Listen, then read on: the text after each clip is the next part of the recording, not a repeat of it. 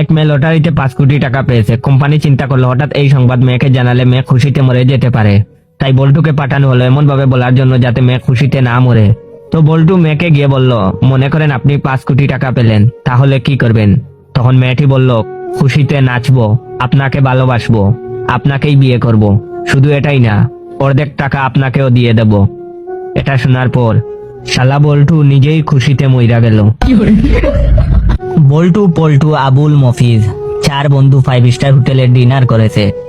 Dinner শেষে 4 জন বিল দেওয়া নিয়ে তর্ক করছে। এ বলে আমি বিল দেব, ও বলে আমি বিল দেব। হোটেলের ম্যানেজার এই কাণ্ড দেখে মনে মনে হাসছে আর বলছে, পৃথিবীতে এখনো এরকম বন্ধুত্ব দেখা যায়, বিশ্বাস হয় না। আমারও যদি এরকম বন্ধু থাকতো। এক পর্যায়ে 4 জন মিলে সিদ্ধান্ত নিল যে একটি দৌড় প্রতিযোগিতা হবে। প্রতিযোগিতায় যে জয়ী হবে সে বিল পরিশোধ করবে। হোটেলের ম্যানেজার হুইসেল বাজালো। 4 জন একসাথে দৌড় দিল। ম্যানেজার তাদেরকে উৎসাহ দিতে লাগলো। সেই যে তারা দৌড় দিল,